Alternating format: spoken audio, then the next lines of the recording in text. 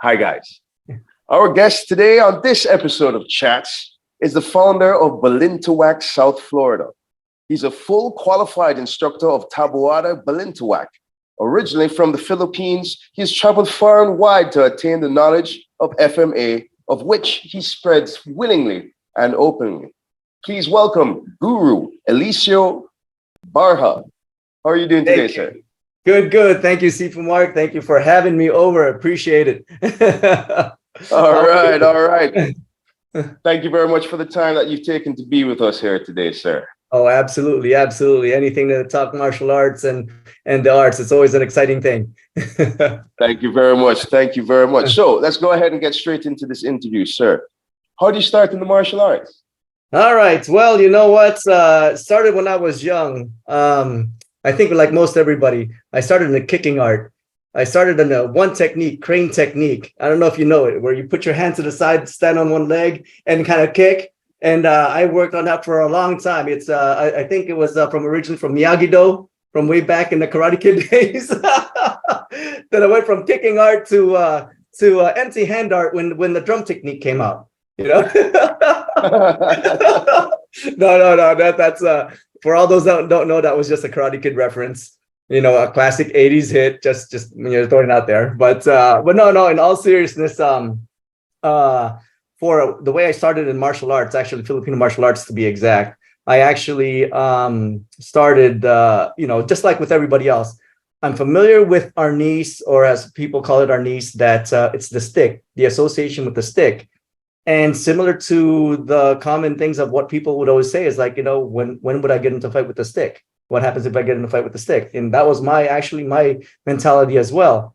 But in my early mid 20s, a friend of mine invited me to a Filipino martial arts class, and I kind of I've been kind of meaning to do it. So I actually started late in my life, and to get into it. Got invited, and of course I already had the mindset, oh, it's a stick and whatnot, and all the presumptions that the general that don't know what it is all about. Then got introduced to it, got shown some of the basics. By day one, I was shown how the stick is, transitions to a blade, and how transitions to empty hand, and how all of that within a very, very, formatted training got me excited. I was like, wait a minute, I learned this, and I'm able to use all the different combat tools and still be able to apply it empty hand. And this is Filipino culture. This is like our arts. And they just kept like, ever since then I was hooked. And I said, you know what, sign me up.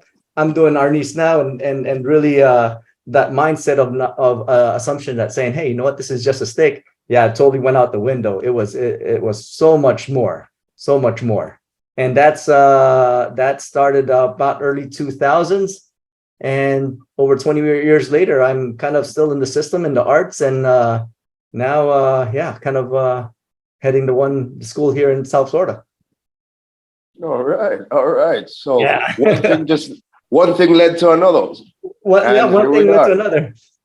thing led to another. And the funny thing is that I know it's called Filipino martial arts, and I've saw it as Filipino martial arts, mentioned as Filipino, but I never really kind of understood the whole structure and what I was actually learning and going through. But you kind of trust the process, and next thing you know, you're like, whoa, I'm actually movements different, your body mechanics different, your ability to kind of assess things are different, and really just take it to the next echelon, so to speak. Awesome. So yeah. I got an off-the-cuff question for you. Okay. Now, for those who are not familiar with the term, right, and especially since you are the only representative of Balintawak here in South Florida, under the Taboada system. Yep. On the Taboada system. Yes. What is Balintawak?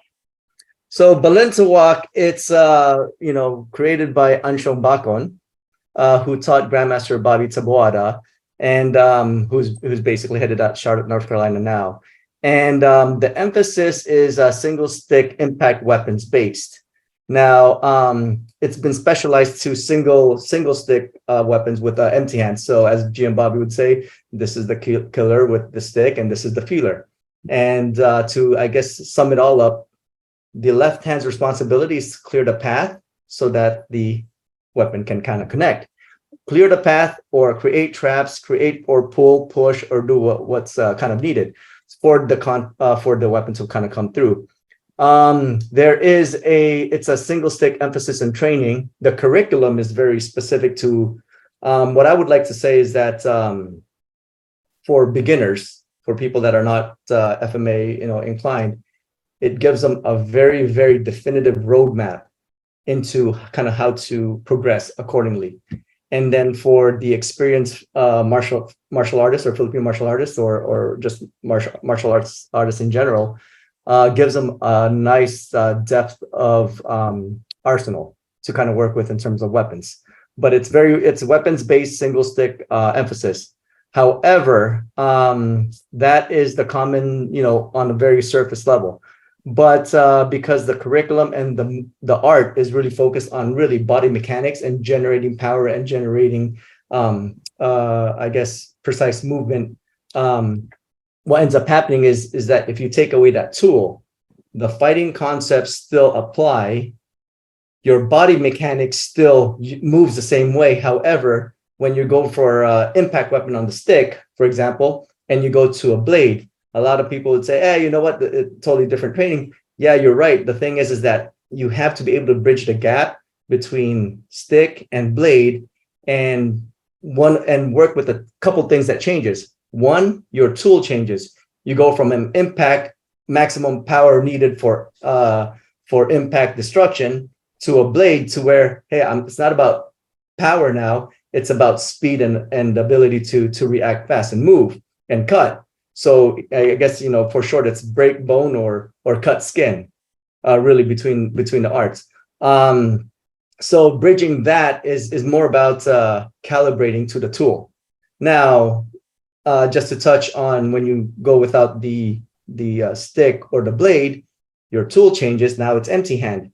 The concepts still apply in terms of a general concept of body mechanics and movement of generating power or whatnot, but it all depends. But your tools change. Now you're able to grab. Now you're able to pull. You pummel. So mechanics have to be calibrated.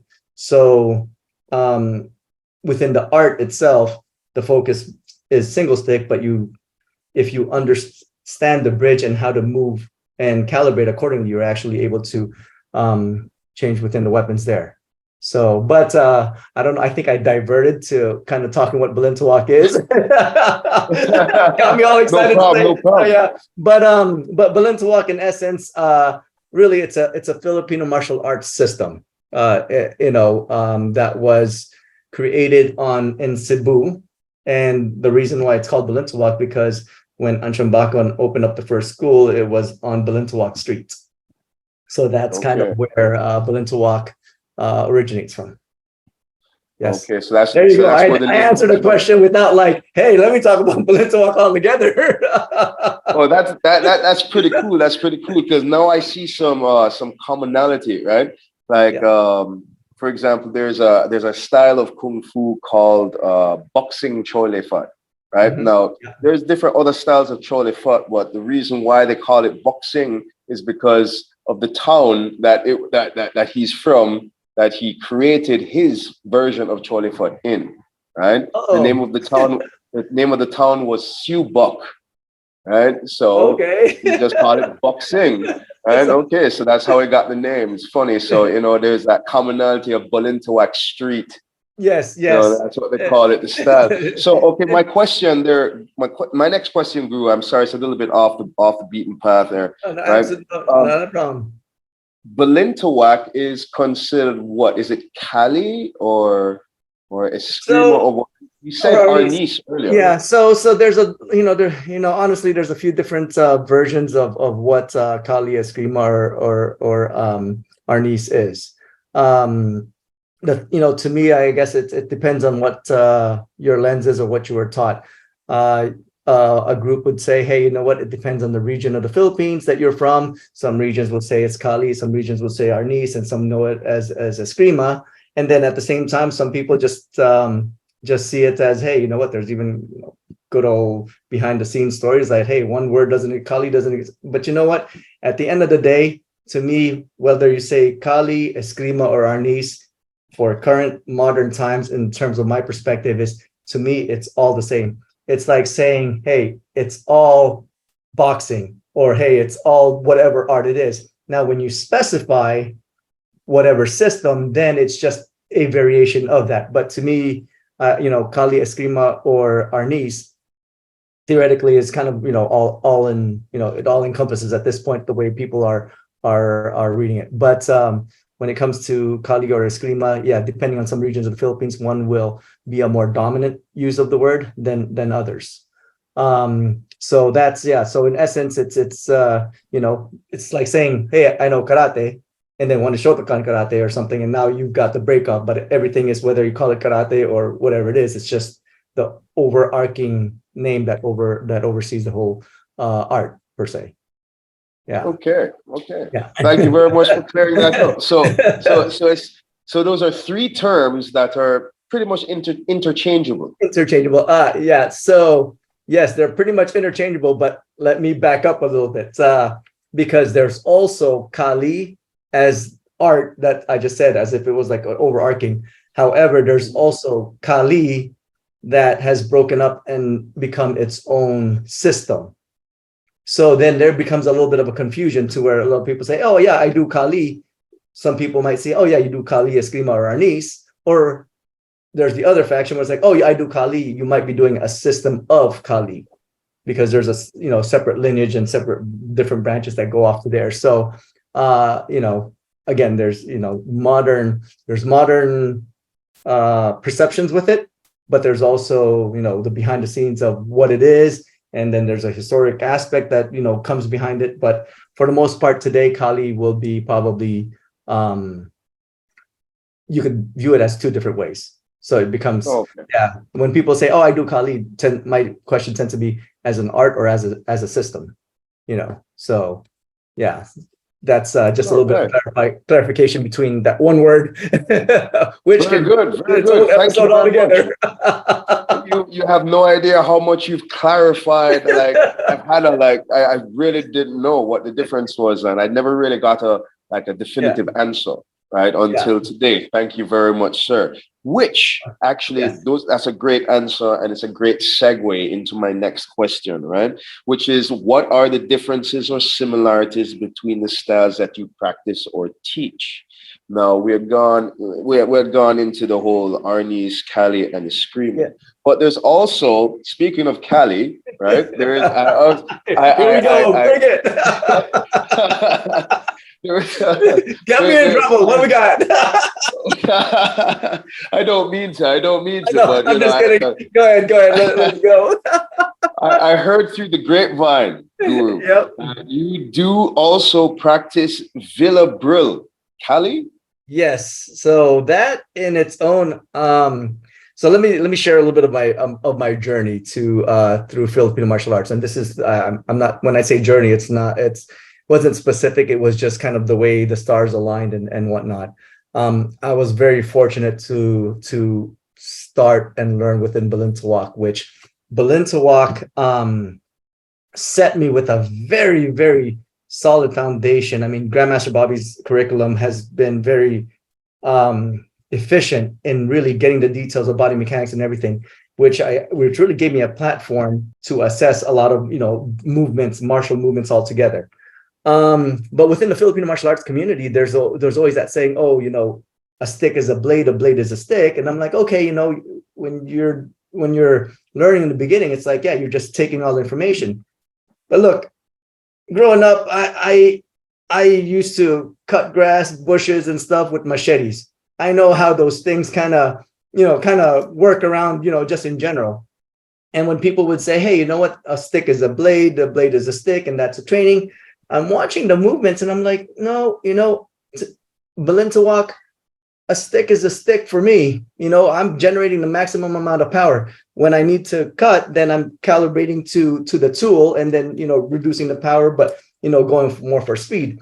And but throughout FMA, I said, throughout the landscape, I've been looking around and say, what's there's a few great blade systems out there, but then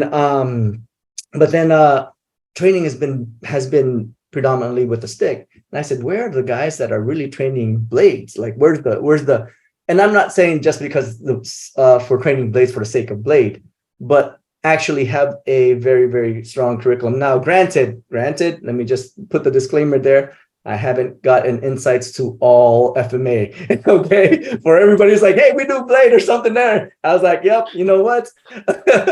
You exist. I'm not saying you don't exist, but I'm saying around my scope of my sphere of environment, especially here in the US, I was like, the blade practitioners are probably either hidden or probably non-existent, or pretty much have just kind of scattered at this point. But within my journey, I've always said, okay, where are the blade practitioners? Because I see a lot of stick to blade work, and I say, no, it's blade. Then all of a sudden, there's a few stick movements there. Then I spent some time in California, and just by sheer luck of alignment, and I actually just fell into it, ran to a Villiers school, and the first day I said, I was just a guest there. I was just in there for work. For a couple months, and I said, you know what? Let me just stay sharp. I don't want to be out of commission, not training. And this is me. Well, I was like, oh, Filipino Martial Arts School. Let me just go in. So I come in with my stick bag. I was like, all right, ready to kind of go. And they're like, oh, hold on. They're all working with blades. Live blades like machete and dagger, like all blades. And I was like, okay, I guess let me put my stick. This is maybe the blade portion. Man, I went and borrowed some blades and trained with them, and I'm looking at my stick, and I'm like, lonely stick just sitting there by its lonesome self, never touched it. And I said, oh, I guess it wasn't a portion. It was like, oh, tonight is blade night. So I kind of, so I was like, all right, leave it there. Next class, I was like, you know what, let me just come in and join in and come with my stick bag. I was like, oh, we're not doing stick again today. And then by that second class, I said, you know what?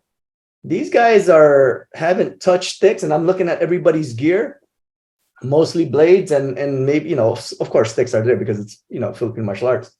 But then I started watching their movements, and honestly, Villiers Kali is actually very, very popular. It's within JKD. It's one of the JKD,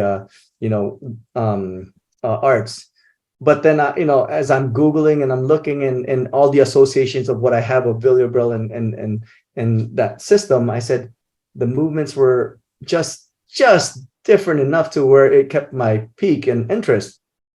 And then come to find out, as I got deeper into it and, got to know the instructors that were there, I found out that they are a Villiers Kali under a separate lineage. And still all roll up to Floro Villiers, but just within a couple of different segues. I'll just leave it at that. But that's where I was able to see a more definitive blade curriculum per se, and or blade system. I mean, when I say curriculum and system, yes, there's blade art. There's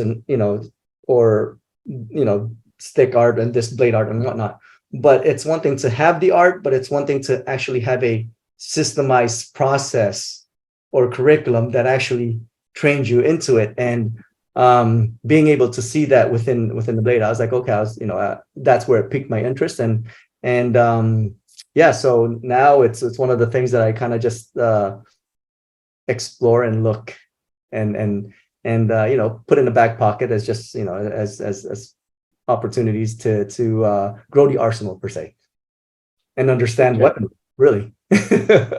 And that's where going back to my Filipino martial arts journey, now I was able to really definitive find, okay, stick, blade. And I'm not, when I say blade, by the way, I'm not talking about just small blade. I'm talking about the big machete hacking, like long type sticks. It's like, oh, okay. So that's where it becomes a little bit more interesting. Oh, so Yeah. it's like a complete arsenal of sizes, basically, like small little Yeah, blades. yeah. And it kind of comprehensively puts a little bit more depth into the weapon range. But more than anything, it's the curriculum, the system. And it's like, okay, well, the process of bringing somebody to understand a lot of the basically having a baseline. Very common in a lot of Filipino martial arts. It's like, hey, come here, let's train. Traditionally, it's like you learn all these things, but then you're not able to pocket or have that reference point or that bar to say, okay, oh, that's built off that, or that's built off that. You almost have to invest so much training to really kind of build that knowledge base. But yeah. Okay, so learning the Villa Brill really has broadened your horizons, broadened your outlook on things, on the Yeah. whole FML. Yeah. Well, so there's, as I said, I was kind of curious to see who's like knife systems. There's a few other ones that are very, very particular that are out there. But also Bo is actually coming in with very, very particular knife system of this one is empty hand to knife. So basically knife attack and basically handling that. That's a great system. Calixto Streisand was another one that's been kind of that's been very knife focused.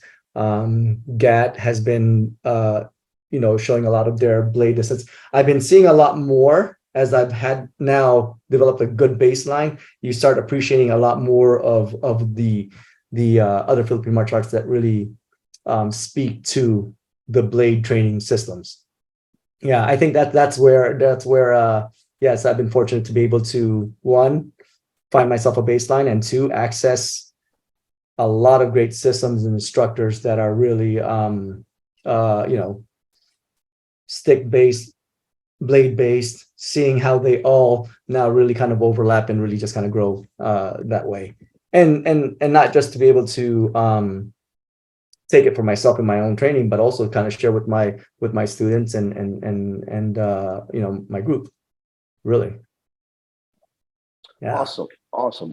Yeah. Thank you very much. That's a great answer. That's very informative too. Yeah. Very informative.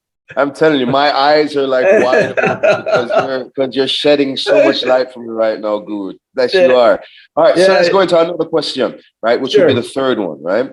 What is, in your opinion, the hardest part of developing one's martial skill, or should I say ethics, or we can just say mastery, one's mastery of the martial art? Well, first and foremost, I've been fortunate to have great instructors. I mean, Grandmaster Bobby Taboada being still around for his caliber of experience and capabilities and skill and knowledge, just to have that as a source. His first US based instructor was originally my first instructor, Grandmaster George Pennefield, who was his first full qualified instructor out of Cincinnati Balintawak Club. I used to be out of Cincinnati before I moved here to Florida. But I lucked out with having great instructorship, great instructors, really very, very solid, gave me a very solid base. But I think the struggle is that finding that right instructor. Really, nobody really. Sometimes it's hard to decipher what is and what's not, and the next thing you know, you could go down a road. But for the most part, finding the right instructor to be able to teach you and guide you, really, I think is one of. Then the second part to that is having the right training partner. Once you get the instructorship, okay, that's great. Now it's also, okay, the right training partners, because you're being taught, but you also need your training partners. And when your instructor is not there, that's where friends and training partners, hey, let's work on this technique and let's work on what these, what we went over the last time in class and stuff. I think in my very early years, that's kind of where I lucked out too. A lot of my classmates within the dojo were pretty much friends too. So we were training 2-3 times a week. And then on the weekends when we were hanging out, we'd be hanging out and say, hey, remember that thing that we were working on last week? can you show me one? Next thing you know, we're a couple, 2-3 hours in, and so extra training and polishing, and so yeah, the learning ramp up was there. So I guess those are the two main challenges: finding the right instructor, finding your right instructorship and guidance, and then having the right training partners. YouTube can only show you, but until you feel things and feel the systems, feel the arts, it's really it's really got to have a partner for it. And that is a masterful answer right there, Guru. Masterful. Masterful. Yeah. Finding the right instructor as well as the right training partner. Those are two things that are invaluable, and I cannot agree more. Yes. All right. Yes. Let's go into our fourth question, sir. Right? All right. Teach the new generation of martial artists only one thing, whether it be technique or philosophy. You choose. What would it be? Yeah, you know what? For martial arts, I mean, first of all, as a philosophy, right? So, I kind of approach it a little bit more on a multiple, I guess, levels. As a martial arts, we all know we can protect ourselves. We can learn to be badasses and really be able to take people out and really learn some cool stuff. But beyond that, there's been I guess a philosophy of life that I kind of like to approach by, and this is something that I, through my travels, I kind of like just picked up, and it's something that why I kind of continue to do what I do, is basically be healthy. Now people say, okay, be healthy. People automatically think, oh, it's just physically fit or this and stuff. But really, I'm not specifying to you what being healthy is. That's for you to know yourself how to be healthy, right? So if you think, hey, you know what? I mean, that's your own personal self-talk, right? I'm just telling you, hey, you be healthy. It's up to you whether that's physical health, mental health, social health, financial health, spiritual health, educational health, whatever that is to you. You're the only one that knows internally. So so for me, doing martial arts, it serves in multiple purposes. Well, of course, the badass thing is we can't deny that. That's always cool. so self-preservation. Let's call it there. Self-preservation. But at the same time, there's the physicality aspect of it. Life is about movement. We're moving. We're staying movement. So now martial arts is giving me a vehicle to stay movement and active. Two, social. We're all humans. We're all social beings. It gives us an opportunity to be with like-minded people, headed down a direction, headed towards certain goals of achievement and accomplishing different things. So, and then of course, you're working out. So the mental stress of everything, it's just of the day-to-day, so that's why it's a little bit more complex and probably not a usual answer. But that's been kind of my mantra, was on the be healthy thing. People just think, oh, be healthy. Oh, I got to lose a little weight. No, it's whatever, what being healthy, where you need to be healthy in your life or what you need to focus on right now. So that would be, I think a little bit off the left field out of nowhere, but that's what's coming out right now, and that's what you're getting, and that's what we're recording. So, to add on to that, if my mom was always all throughout my life, she's always had these little sayings, as all mothers always do, right? Yep. But she'd always used to say, health is wealth. If you don't have your health, you don't have anything else. Yeah. Right? Yes. No, absolutely. And I just now we're going down this rabbit hole. And the way I found out about this health thing, health is wealth. I've always thought about that. Health is wealth, and we always just health and wealth all together. But it wasn't until I was fortunate to have an opportunity to travel with one of my careers way back when, and I traveled to the Bahamas, and from the Bahamas I would meet with like executives, entrepreneurs, successful entrepreneurs. And I remember the successful entrepreneur, I'd be like, hey, you got what's your advice to up and coming who wants to achieve similar success? And I'm here, here's the magic pill of whatever it is. And you know what? He turns to me and goes, hey, Eliseo, you just got to be healthy. And I'm like, And I'm here waiting for the business and how to become a millionaire type red pill or whatever. And but I ignored it. I was just like, okay, you know what? I don't think he understood my question, so I left it alone. But ironically, I had an opportunity the very following week to travel to Suriname. He based, same thing, business owner, fairly successful, having lunch or dinner with him, and I just go through my general questions and say, hey, what's your advice to somebody? And he basically said, hey, you got to be healthy. And I'm like, whoa, these guys are 3,000 miles apart, not totally really don't know of each other, but the common theme. So I said, you know what, I need to pay attention. So I dug a little bit more, and he goes, yeah, Eliseo, hey, we know people that are very successful who gave up a lot of things for their business and this, that, and the other, and now they're successful. Yeah, they achieved their financial wealth, but they sacrificed their relationship. Their kids are all grown and moved on. They're not the most healthy, can't really enjoy their wealth, and all these things. And I'm like, wow, okay, that's what it means by health as well. You're wealthy when you're healthy, kind of thing, So but to sum it all up, I summed it out to, hey, you know what? You're no good to your community, your friends, your business, your wealth, your health, and your relationships if you're not healthy. And that's why, yeah. Man, I went on a deep end for you there. Thank you very much. Thank you very much. I understand where you get the be healthy, and it's understandable. Yeah. And with good reason at that too. So. Yeah. Let's go ahead and jump into another one, Guru. Yes, sure. Final question. Absolutely. How can you be contacted? How can I be contacted? So I do have I think if you search up Filipino Martial Arts in South Florida or Balintawak in South Florida or in Florida in general, I think I'd probably pop up up there on the list. But I got a couple I got my Instagram pages, my Facebook pages, and my YouTube, which is Balintawak South Florida. So feel free to DM me there.